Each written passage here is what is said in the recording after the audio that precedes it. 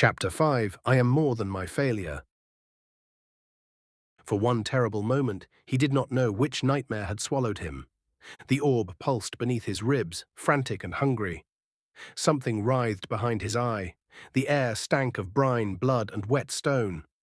Above him, a ceiling of slick organic matter flexed, as if the room itself were breathing. Not a room. A ship.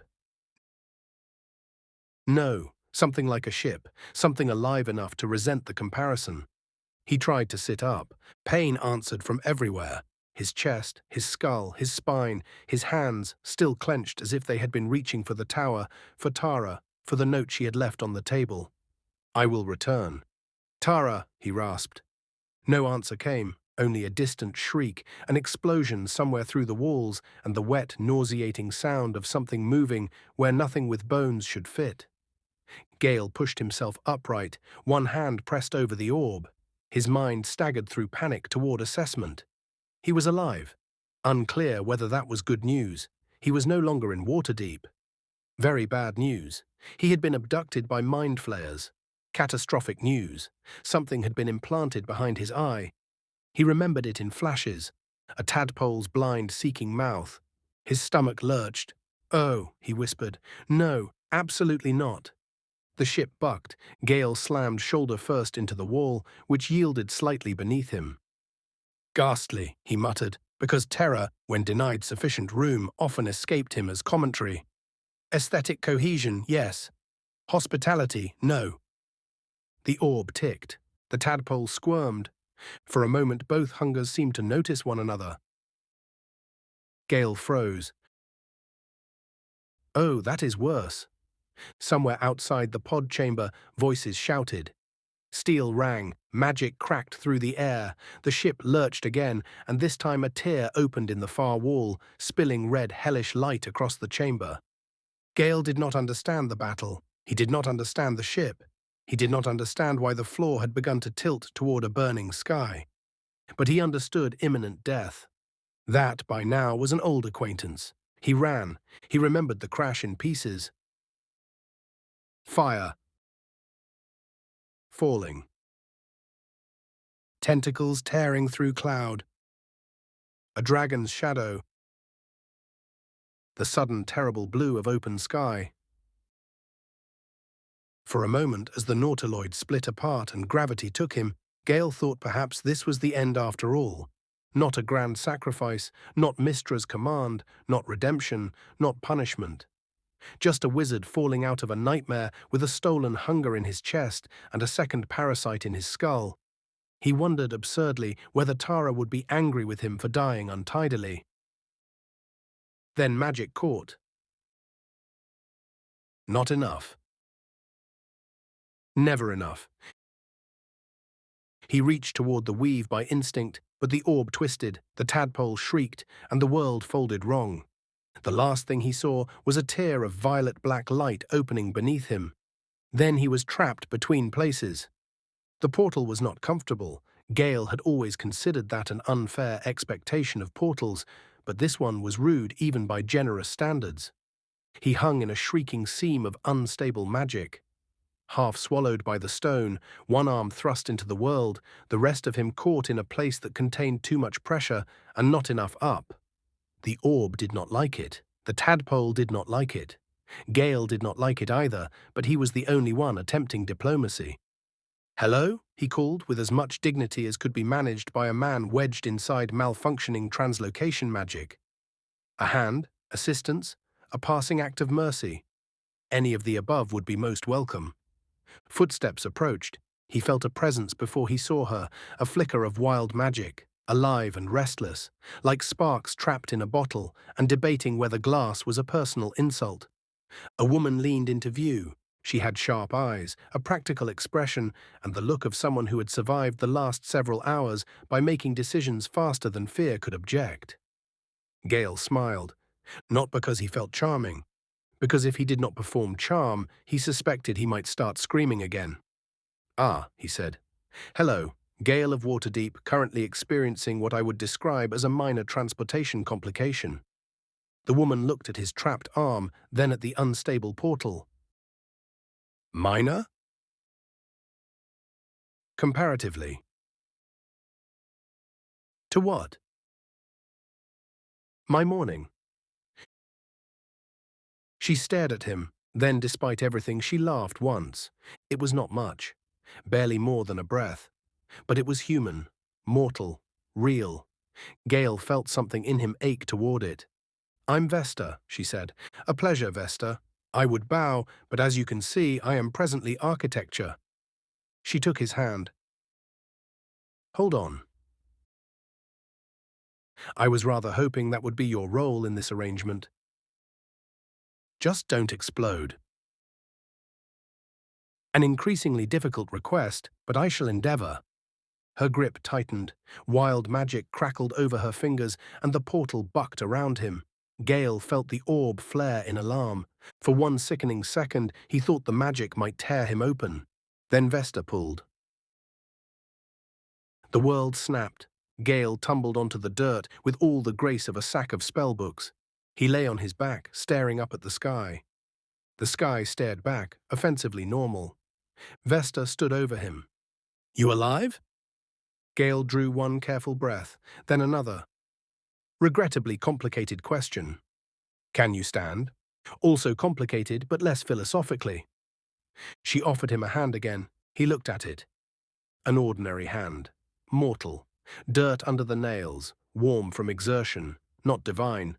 Not glowing with impossible judgment, not withdrawing from the thing inside him. He took it. They gathered companions the way storms gathered debris. A cleric with secrets folded so tightly around herself they might have counted as armor. A Githyanki warrior who looked at everyone as if deciding which part to stab first. A pale elf with a smile too sharp to be trusted and eyes that flinched from kindness before the rest of him remembered to sneer. A warlock with a hero's posture and a devil's shadow. A tiefling woman who burned like a forge and laughed as if the world had not yet earned the right to break her. Gale found them all alarming. This, he decided, was unfair, because he was almost certainly alarming too. The first night, as they made camp beneath a sky far too open for his liking, Vesta took inventory of their collective disasters. So, she said, sitting near the fire with a stick in one hand and a deeply unimpressed expression. Mind flayer tadpoles, crashed ship, no healer nearby. Half of us hate the other half. Anyone else have anything horrifying they want to disclose before dinner? Astarion leaned back with theatrical ease. Darling, if we begin listing horrors before dinner, we'll never eat. Lae'zel's eyes narrowed. Eating is secondary to reaching a creche. Says the woman who has not seen what passes for our rations, Astarion replied. Shadowheart stirred the fire. Some of us are capable of eating and worrying at the same time. Karlach grinned. I'm capable of eating and eating at the same time. Will laughed despite himself. Gale sat slightly apart from them, hands folded, posture composed, terror tucked neatly beneath manners. He had not told them about the orb. Not yet. He had meant to, several times. Each time the words had risen and died.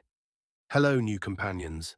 I am both infected with the same brainworm as you and also housing a separate magical catastrophe which may require me to periodically consume valuable enchanted objects lest I detonate catastrophically.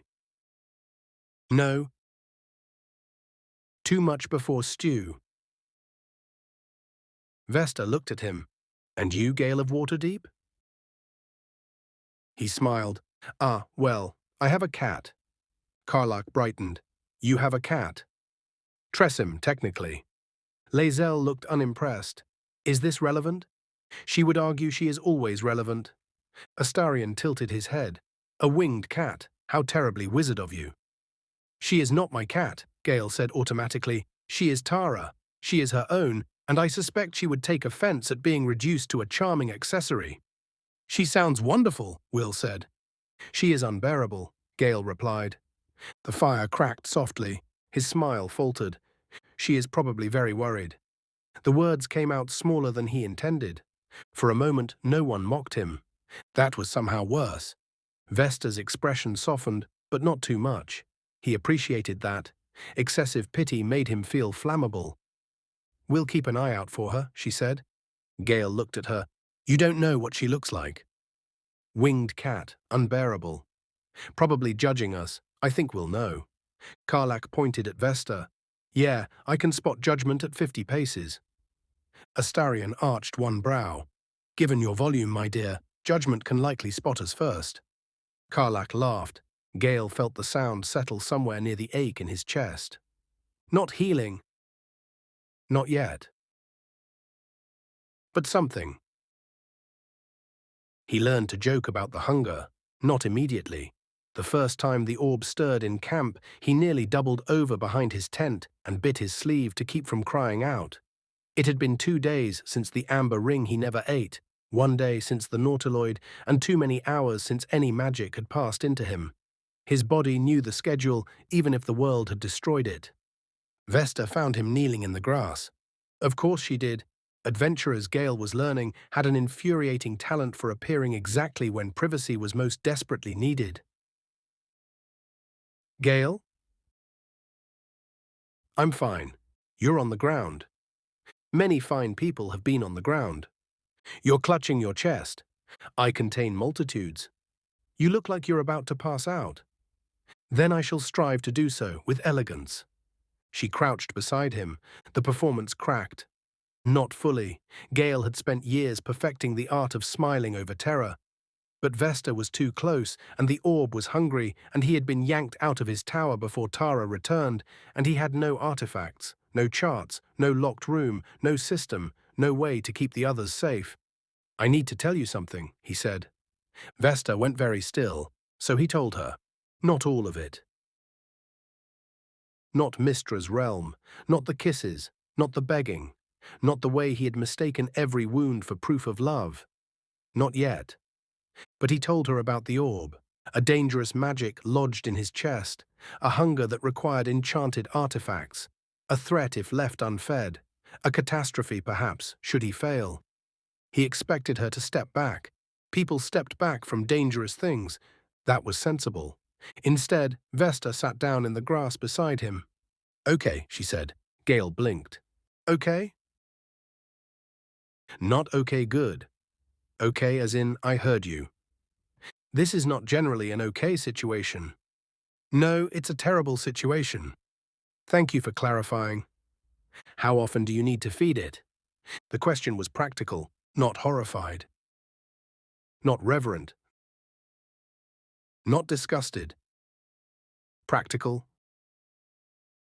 Gale nearly laughed, then nearly cried. He chose neither, which he considered a triumph of discipline. It varies. Of course it does. There are factors. Of course there are. Age, potency, emotional resonance, school of magic. Gale. Yes? Can we start with, how soon? The orb pulsed. He shut his eyes. Soon. Vesta stood. Then we find something. You make that sound simple. It isn't. I'm being brisk, so neither of us panics. Despite himself, he smiled. Ah, a noble and time-honored strategy. Does it work? Rarely. Then we'll panic later. They did find something. A minor amulet taken from a ruined chapel, its enchantment faded but intact. Gale held it in both hands, while the others pretended not to watch from around the campfire. They were very bad at pretending. Shadowheart's eyes remained lowered, but her attention did not. Will kept his arms folded in heroic concern. Karlak looked as if she wanted to hug him, and also knew that might rupture whatever dignity he had left. Astarion watched with the sharp, uneasy interest of someone who recognized hunger when it wore another person's face. Lae'zel, at least, was direct. If the wizard must consume the trinket to avoid exploding, he should do so before the stew cools. Your bedside manner is unparalleled, Gale said. I am not at your bedside. Comforting distinction. Vesta sat near him, close enough to help and far enough not to crowd. Gale appreciated that too. The amulet was old, not powerful, but old enough. He inhaled. I apologize in advance if this is unsettling. Astarion smiled thinly. My dear, unsettling is rapidly becoming our group aesthetic. Karlak raised a hand. I vote we put that on a banner. Gale almost laughed. Then the hunger opened. The amulet's magic flowed into him, tasting of incense, stone floors, whispered prayers, rainwater in a cracked basin. He swallowed it down. Relief came with shame, as always, but this time shame had witnesses. He waited for disgust. No one spoke. The amulet dulled in his palm. Gale let out a shaking breath. Well, he said too brightly, there we are, dinner and a show. Vesta's face tightened. Not in anger. In recognition. You don't have to make it charming for us, she said. The words landed harder than he expected. Gale looked down at the dead amulet. Force of habit. Bad habit, Karlak said gently. Astarion scoffed. Oh, come now. Bad habits are sometimes all that stands between us and openly crying. Shadowheart glanced at him. That sounded almost honest. Perish the thought. Will looked at Gale. You're still with us? Gale swallowed. The question should have been ordinary. It was not. Yes, he said quietly. I am still here. Vesta nodded once, as if that mattered, as if it mattered more than the amulet. That night, Gale lay awake and listened to the camp breathe around him. No tower walls, no catalogued artifacts, no Tara, but also no silence. Astarion muttering in his sleep, Karlak shifting near the fire, heat pulsing from her like a banked forge, Lae'zel sharpening a blade with unnecessary aggression, Shadowheart whispering what might have been a prayer or might have been an argument with one, Will keeping watch, posture straight even when exhausted, Vesta turning over restlessly beneath her blanket, one hand near her staff. Gale pressed his palm to his chest. The orb was quiet. For once, the quiet did not feel empty. Tara found him 3 days later, or rather, Tara found the camp, circled above it twice, and descended with the righteous fury of a very small storm. Gale saw the shadow first. His heart stopped. Then the wings. Tara. She hit him in the chest hard enough to knock the breath from him, not a graceful landing, not a dignified reunion, a collision.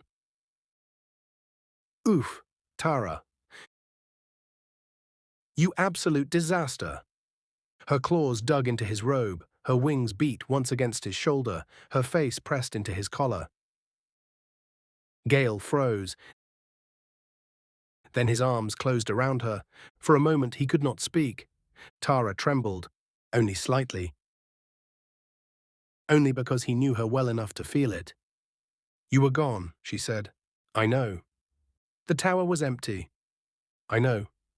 There was glass everywhere. I'm sorry. The amber ring was still on the table. I know. You did not eat. I was abducted before noon. That is not an acceptable excuse. He laughed then. It broke out of him, cracked and wet and far too close to a sob. I missed you too. Tara drew back just enough to look him in the eye. You look terrible. I have been through a great deal. You look worse than terrible. Very helpful. There is something in your eye. Ah, yes, about that. Her pupils narrowed. Behind him, Karlak whispered, Is that the cat? Gale cleared his throat. Tara is a Tressim. Tara turned her head slowly toward Karlak. Karlak beamed. You're gorgeous. Tara paused. Gale felt her reassess the tiefling immediately. She may remain, Tara said. Karlak pumped one fist. Astarion looked amused. Are we all being judged individually? Yes, Tara said. Marvelous. Do take your time. I shall. Shadowheart murmured. This explains a great deal about him. I raised him better than this, Tara said. Gale made an indignant sound. You did not raise me. I improved you. Debatable. Demonstrable. Vesta watched the exchange with a small smile. It took Gale several seconds to realize he was still holding Tara. It took him several more to realize no one was recoiling from him while he did. Tara, however, was not distracted by sentiment for long. She climbed onto his shoulder, inspected his face, sniffed near his eye, then placed one paw firmly over the orb in his chest. Gale winced. "You are underfed." "I have managed. That is not a denial. We found an amulet. A single amulet. And a ring." Tara's tail lashed. Vesta stepped forward. "We've been helping." Tara looked at her. Gale felt oddly nervous, as if two halves of his survival had just been introduced and might not approve of each other. Vesta stood her ground. "I pulled him out of a portal." Tara's ears flicked. "Did you?"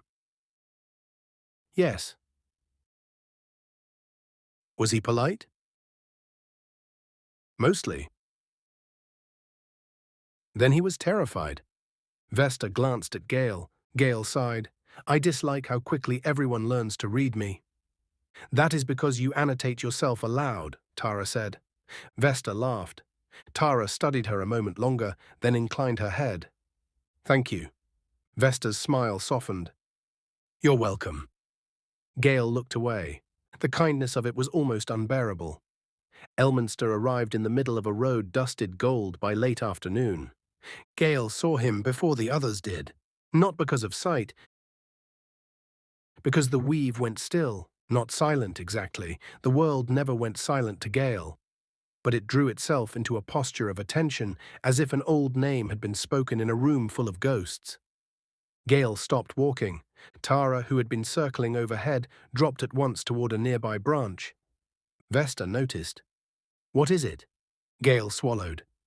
An old man in red approached along the road with a staff in hand, beard flowing, hat tilted just so, presence wrapped in the kind of theatrical humility only the very powerful could afford. "Elminster," Gale said. Astarion groaned. "Of course you know the ominous wizard. One knows of Elminster, whether one wishes to or not." Elminster smiled as he drew near. "Gale of Waterdeep." Gale's chest tightened. That name again. Mystra's name for him. He bowed reflexively. "Elminster Aumar." Vesta looked between them. "Friend?" Gale hesitated. Elminster's eyes, old and kind and terribly sad, rested on him. "Yes, in his way," Gale said. He knew before the words were spoken. Some part of him had known since the road went still. The others withdrew slightly, not far enough to abandon him, but far enough to give space. Tara did not. She landed beside his boot, wings tight to her body. Elminster's face softened. "My boy." Gale nearly flinched. He had not been anyone's boy in a long time. "Please don't," he said before he could stop himself. Elminster sighed. "Ah, that sounds bad." "It is not good." "Is it her?" Elminster did not answer. He did not need to. The orb stirred, as if recognizing the shape of judgment returning. Gale's mouth went dry. "Say it." Elminster's gaze flicked briefly to Tara, then Vesta, then back to Gale. "Mystra has a task for you." The world narrowed.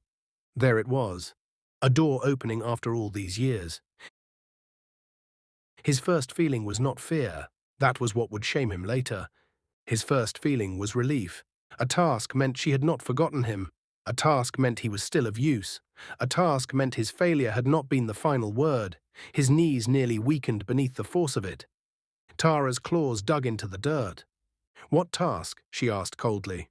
Elminster looked pained. "The Absolute is no mere cult. At its heart lies an elder brain empowered by a Netherese crown. If left unchecked, it will enslave or destroy all in its path." "We knew the cult was bad," Karlach said quietly. "But that sounds bigger bad." Lae'zel's jaw tightened. "Then we strike it down." Elminster's eyes remained on Gale. "The orb within you contains power great enough to destroy it." No one spoke. Gale heard the wind move through the grass. He heard Tara's breath catch. He heard his own heartbeat answer the orb. A bomb. He had always known, but knowing a thing in private and hearing it named as destiny were different wounds. Vesta stepped closer. Destroy it how? Gale knew that too. He wished he did not. Elminster's voice was gentle. Mystra asks that Gale surrender himself. The orb may be detonated at the proper moment, ending the threat of the Absolute. Karlak exploded first. Absolutely fucking not. Lae'zel looked sharply at her. If the weapon can destroy the enemy. He is not a weapon, Will said. Gale looked at him. Will seemed surprised by his own anger, then steadied into it. He is a man. Astarion gave a brittle laugh. Well, this is refreshingly ghastly. I was beginning to wonder when a god would suggest one of us die for everyone's convenience. Shadowheart's mouth tightened. Gods do enjoy making sacrifice sound noble when someone else bleeds. Gale could not breathe. They were all speaking too quickly, too loudly, too alive around him. Elminster looked older than before. I do not deliver this lightly. No, Tara said, but you deliver it. Gale found his voice. It would work? Everyone turned toward him. Vesta's expression changed. Gale. Would it work? He asked again. Elminster closed his eyes briefly. Yes. Relief returned. Horrible relief. It flowed into him like poison disguised as water. There it was. Purpose, shape, ending, a way to make the ruin useful, a way to pay the debt, a way to stop managing hunger by inches and become at last a clean answer to the disaster he had made of himself. Mystra had not forgiven him. Not exactly. But she had given him a way to become forgivable. I see, Gale said. His voice sounded very calm. Tara stepped in front of him. No. Tara. No. It is not your decision. Her eyes flashed. It is not hers either. The word struck him. He looked away. Elminster reached into his robe and withdrew a small object, pulsing faintly with divine magic. A failsafe, a command, a key shaped like mercy and murder at once. Gale took it. Vesta made a sound, not a word. A wound. Gale could not look at her. Elminster rested one hand on his shoulder. My boy. Gale closed his eyes. This time he let the phrase hurt. I understand, he said. That was a lie. But it was the kind of lie he knew how to survive. That night the campfire burned low. No one knew what to say to him. That was almost comforting. Gale preferred discomfort honestly earned over reassurance too quickly offered. He sat apart, as he used to in the tower, turning Mystra's charge over and over in his mind until it became smooth enough to hold. The others spoke in fragments nearby. Karlak, furious, no way, no bloody way. Will, quieter, there has to be another path. Shadowheart, there usually is. It is simply hidden beneath the path gods prefer. Astarion, how inspiring. We'll dig through divine manipulation with a spoon. Lae'zel, if his death ends the threat. Vesta, finish that sentence and I will throw you into the river. A pause. Lae'zel, after a moment, you may try. Later, Vesta said, I'm busy being angry. Gale almost smiled. Almost. Then the smile broke. He rose and walked beyond the firelight. The night air was cool. The stars were sharp above him, indifferent as ever. He had loved stars as a child because they seemed like distant spells. Now they looked like watching eyes. He heard Vesta approach. Of course he did. You do not need to guard me, he said. I'm not guarding you. No? I'm sitting. She sat on a rock beside him with a stubborn lack of ceremony. Gale looked at her. Do you always announce sitting as if it is a tactical maneuver? With this group? Yes. A faint laugh escaped him. Then silence. The fire cracked behind them. Somewhere in the dark, Tara moved through the grass, close enough to hear, far enough to let this happen. Vesta leaned back on her hands and looked up. So, Mystra wants you to blow yourself up. Gale flinched. There are gentler ways to phrase that. Are any of them true? He had no answer. Vesta nodded, as if that proved her point. She believes it may be the only way. She believes lots of things. She is the goddess of magic. And I'm a wild magic sorceress. Gods can still make a mess. Despite himself, Gale smiled again. You are remarkably irreverent. I have met enough powerful people to know reverence is usually what they ask for when they don't want questions. The words settled between them. Gale looked away. It would stop the absolute. Maybe. Elminster said, Elminster delivered a message from the woman who abandoned you with a bomb in your chest. He went still. Vesta did not soften the words. Perhaps she knew softness had too often been used to trap him. You don't understand, he said, but there was less force in it than there used to be. No, she said, I probably don't. But I know what it sounds like when someone talks about dying as if it would finally make them easy to love. The night opened beneath him. For a moment Gale could not find language. Vesta's voice lowered. You do not have to earn the right to be loved. His mother's words from his new friend's mouth, he almost froze. Is this what this is? She asked. No. The answer came quickly. Too quickly. I want to save people. I believe you. I want to stop the brain. I believe that too. I have done terrible harm. You made a mistake. A mistake? He laughed, sharp and ugly. A mistake is miscopying a sigil. A mistake is adding powdered amber before powdered pearl. A mistake is setting fire to a curtain when one is 10 years old and too enthusiastic.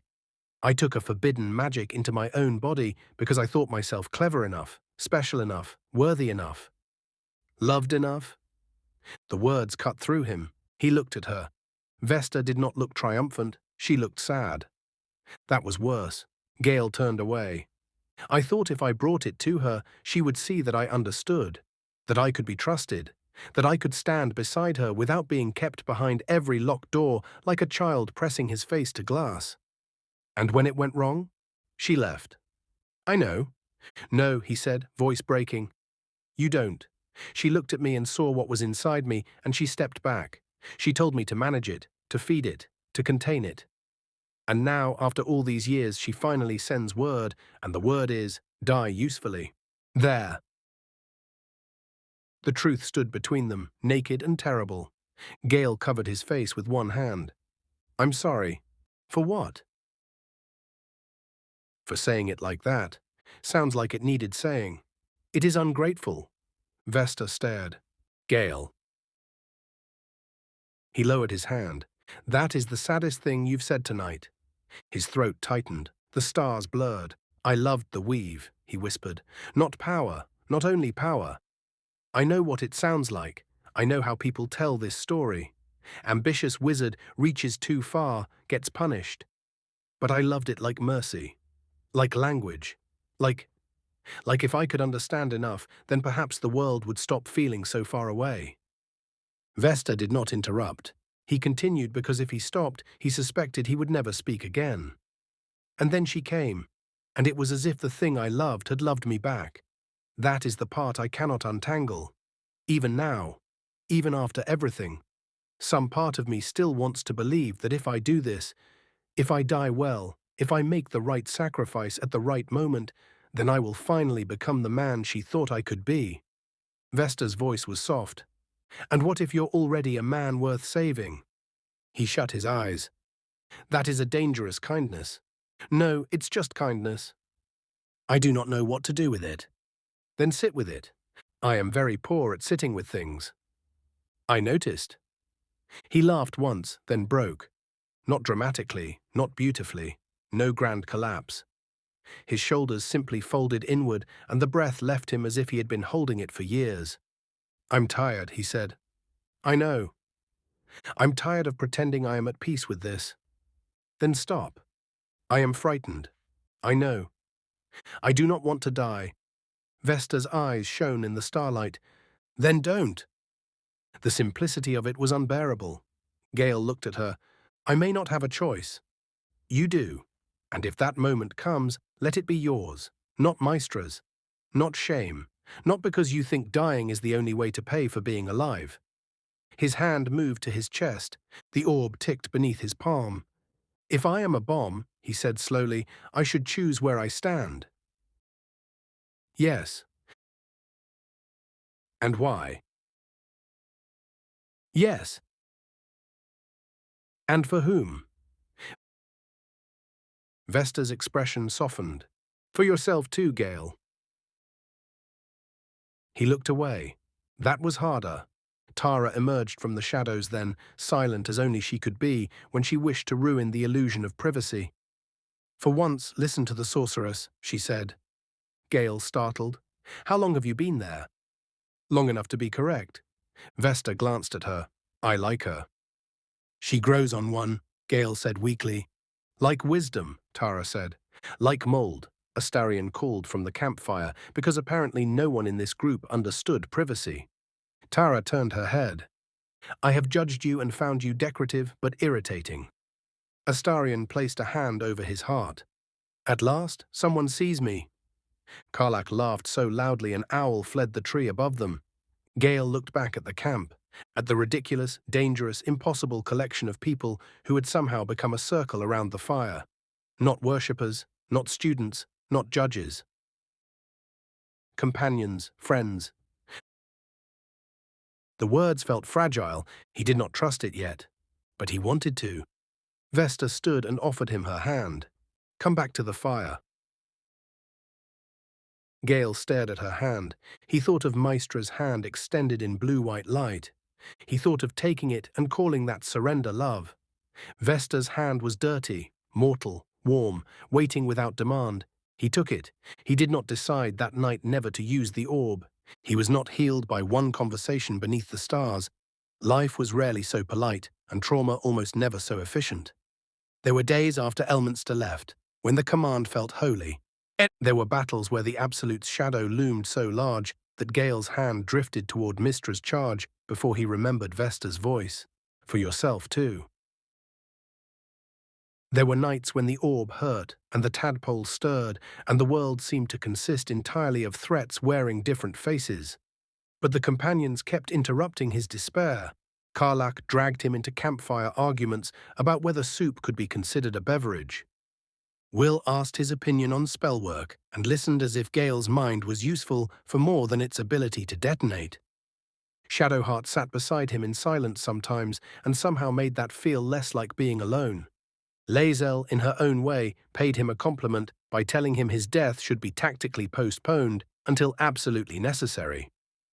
Astarion caught him one evening staring too long at Mystra's charge and said, I know that look. That is the look of someone mistaking obedience for safety. It's terribly unbecoming, also boring. Gale blinked. Boring. Dreadfully. If you are going to be tragic, at least be original. I shall take that under advisement. I don't often offer very expensive wisdom for free. The advice was flippant. It still lodged somewhere useful. And Vesta remained infuriatingly persistent. When he joked too brightly, she noticed. When he stepped back from the group, she let him go only far enough. When he spoke of himself as a problem to be solved, she asked whether he would speak that way of anyone else. He hated that question. He needed it. One night, while they made camp near the shadowed road to the cursed lands, Gale found Tara perched beside his bedroll, grooming one wing. You approve of them, he said. I approve of very little. That was not a denial. She looked toward the fire. Karlach was telling a story with both hands. Will was laughing. Shadowheart was pretending not to. Astarion was pretending not to listen. Lae'zel was sharpening her sword, which Gale had come to understand was sometimes her version of participating. Vesta sat at the edge of the light, wild magic occasionally flickering around her fingers like fireflies. They are noisy, Tara said. Yes. Unsubtle. Also yes. Prone to poor planning. Frequently. They care for you. Gale was quiet. Tara looked at him. Do not make me repeat it. I heard you. Did you? He watched the fire. I am trying to. Tara's expression softened. That night, for the first time since the tower, Gale slept without one hand over his chest. The first time they saw the brain, all his resolve nearly failed. It rose before them vast and vile, a horror of thought and flesh, crowned in Netherese power. The air itself seemed to bend around it. The tadpole behind Gale's eye writhed in recognition. The orb beneath his ribs pulsed once, hard. Not hunger. Purpose. Gale staggered. Vesta caught his arm. Gale? He could not answer. The crown shone with ancient arrogance. Netherese magic wrapped around the elder brain like a command that had forgotten it was not godhood. Gale felt the orb respond, a deep answering resonance that seemed to say, "Here, this is why. This is the shape of your ending." Mystra's charge burned in his mind. Elminster's sorrow, the starry sky. Vesta's hand. Tara's voice. Notice is not love, but this is. I can stop it, Gale whispered. Vesta's grip tightened. Maybe, not like that. You don't know. No, but I know you. The words struck harder than the brain's psychic scream. He looked at her. She was frightened. He could see that, they all were. But she did not look at him like a weapon.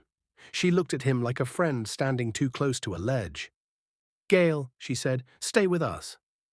The command in his mind wavered, not vanished, not defeated, but challenged. He drew a ragged breath. I am here, he said. The orb ticked. He set his hand over it. I am still here. The annals of Carsus changed the shape of the temptation. Death had been simple, awful, yes, terrifying, but clean in its way. The crown was not clean. The crown whispered of correction, not sacrifice, but ascension, not forgiveness, but triumph, not dying for Mystra's approval, but rising beyond the need for it. Gale held the annals in trembling hands, eyes devouring line after line. Carsus's ambition sprawled across the pages like a wound that still believed itself a revelation. The crown could control the brain. The crown could reshape destiny. The crown could make a mortal into something more, something no goddess could step back from. Vesta watched him across the room. You have that look. Gale did not look up. I have many looks. The one where your brain has found a dangerous door and is already measuring the hinges. Tara, perched nearby, muttered, an alarmingly accurate description. Gale closed the book too quickly. I am merely considering possibilities. Vesta said. Possibilities shaped like a crown. He smiled, but it did not reach his eyes. If the crown can dominate the brain, then it stands to reason. No. You don't even know what I was going to say. I know the tone. That is not an argument. It is when the tone is wearing a cape and declaring itself inevitable. Despite himself, he laughed. Then he stopped, because the temptation remained. I could use it, he said. The room went quiet. He looked down at the annals. I could do more than survive this, more than detonate, more than contain. I could take the crown and ensure no one ever discarded me. The words did not leave his mouth. They did not need to. Vesta heard them anyway. No one ever what? She asked softly. He shut his eyes. No one ever leaves me powerless again. No one ever calls me mortal like it means less. No one ever tells me I am enough for what I am while keeping every door closed. No one ever decides whether I am worthy of being loved. I don't know, he said. That was a lie. Vesta sat beside him. Gale. I know what you think. I don't think you're evil.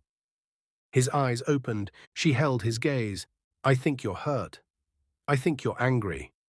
I think part of you wants to become untouchable because being touched hurt too much.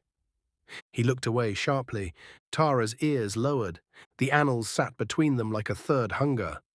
I could be good with it, Gale said. I know you'd try. That is not the same as believing me? No, Vesta said, it isn't. He recoiled slightly. She let him. Then she continued, I believe you are good. That is why I am afraid of what the crown would do to you. For a long moment, Gale did not speak. Then very quietly he said, I don't want to be small anymore. Vesta's expression broke. Oh, Gale. He hated the pity, he needed the tenderness. "You were never small," Tara said. He laughed without humor. "You are both very determined to make me accept that." "Yes," Vesta said. "It is irritating." "Yes."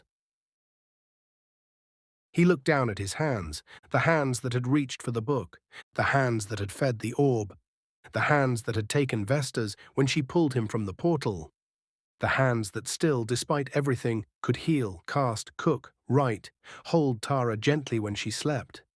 "If there is kindness left in me," he said, barely audible, "perhaps it should be enough." Vesta answered just as softly, "It is." "And courage?" "You have that too." "I'm not sure." "Then borrow ours until you believe it." He looked at her then. The crown whispered. The orb ticked. Mystra's command waited, but the campfire burned. Tara stayed. Vesta did not look away.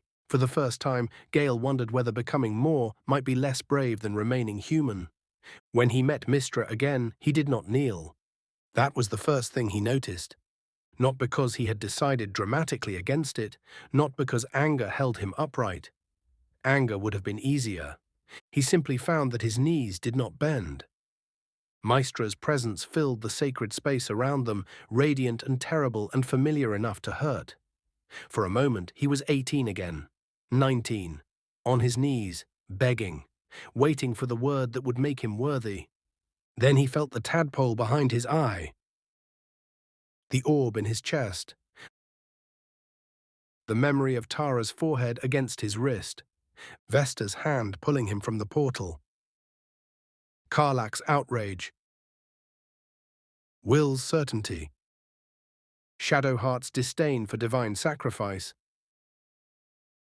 Astarion calling obedience boring, Lae'zel permitting him grudgingly to remain alive for tactical reasons. He stood. Mystra regarded him. "Gale." "My lady." The old words, the old shape, but his voice did not break. "You have learned much." "Yes." "And yet you resist what must be done." He took a breath. "I resist the idea that my death is the only worthwhile thing left in me." Mystra's expression did not change. The absence of change once would have undone him. Now it only hurt. "The absolute threatens all." "I know. The orb can end that threat." "I know. You were given a chance to make amends." There it was.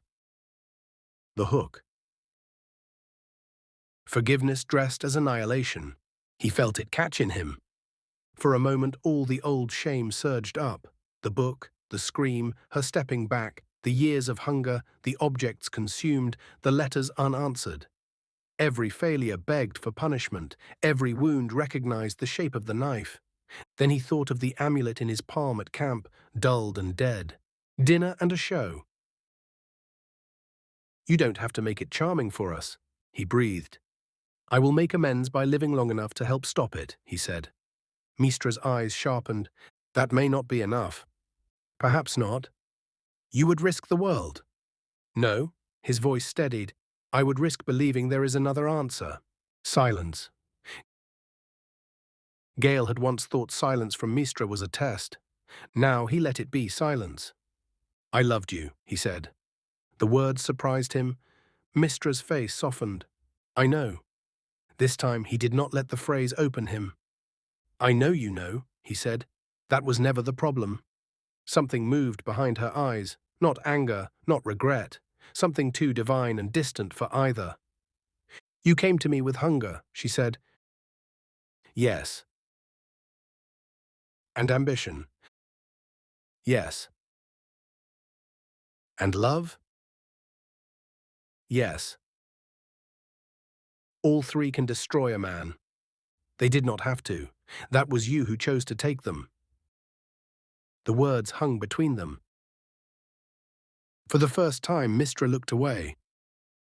Only slightly. Only for a moment. But Gale saw it. He noticed everything. The old Gale would have chased that moment, begged it to become an apology. built a cathedral around the possibility that she regretted hurting him. This Gale let it pass. "I am more than my failure," he said. The words trembled. He said them anyway. "I am more than the worst thing I have done. I am more than the orb, more than your chosen, more than your disappointment, more than a way to die at the correct time." Mystra watched him. The weave hummed. For once, Gale did not reach for it.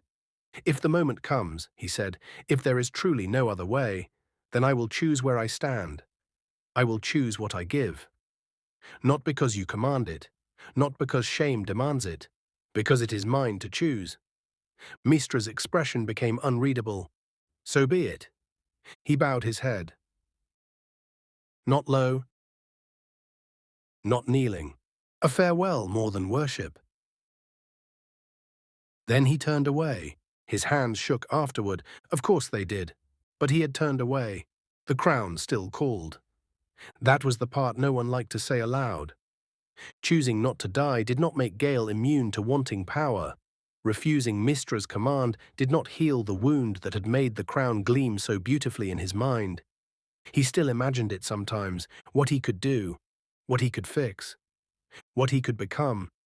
The difference was that now, when the fantasy rose, he no longer mistook it for destiny. He called it by its truer name: pain.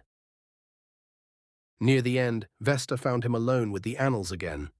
He did not hide them. That felt like progress. "Still thinking?" she asked. "Unfortunately." "About the crown?" "Yes." She sat beside him. No accusation, no drama, just the infuriating steadiness of someone who had decided he was worth the trouble. "I want to tell you I don't want it," he said. But I do." Vesta nodded. The honesty sat between them, ugly and clean. "I want it less than I did," he added. "That matters." "Does it?" "Yes." He looked at her. "I thought becoming a god would prove I had survived her." Vesta's voice was gentle. "And now?" He looked toward the camp. Tara was asleep on his pack. Karlach and Will were arguing cheerfully over whether victory stew should contain potatoes. Shadowheart was sharpening a knife while pretending not to listen. Astarion was complaining about mud. Lae'zel was declaring them all insufficiently prepared. Mortal, messy, temporary, real. "Now I think becoming a god might be another way of staying alone," Gale said. Vesta smiled sadly. "Yeah." He closed the annals. The sound was small. It felt enormous. When the final choice came, Gale was afraid. He had once believed courage would feel cleaner, brighter, like a spell cast flawlessly, like a door opening at the touch of the right hand. It did not. Courage felt like terror with someone else's voice remembered inside it. Vesta's, Tara's. All of them in fragments. "Stay with us. You are surviving. He is not a weapon. You don't have to make it charming. Notice is not love. For yourself, too." The orb burned. The crown shone. The world waited. Gale Dekarios stood at the edge of every story he had ever told about himself. Villain. Folly. Weapon. Chosen. Failure. Bomb. He let each name rise, then he let each pass. "I am still here," he whispered. No goddess answered, no divine light opened, no perfect certainty descended. Only breath. Only choice. Only his own hands, shaking and alive, and that at last was enough.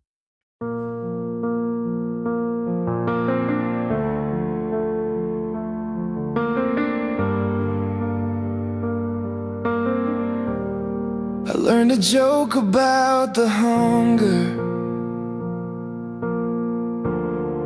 learn to smile just right. If I made it charming, they wouldn't see the fright. But alone with dying embers, truth is harder to defend. I am tired of pretending. This is how my story ends. I am more than my failure,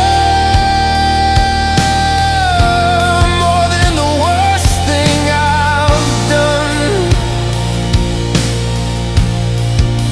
If I am a bomb, let me choose where I stand. Let me choose who I become. I love to weave like it was mercy, like it could love me back. But I am not a prayer unanswered. I am still on this path. I am more than my failure. I am still here. I am still here.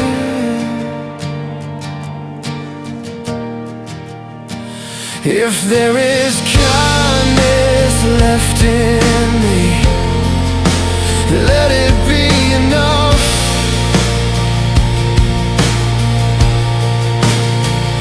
If there is courage left in me, let it be mine. I am still here.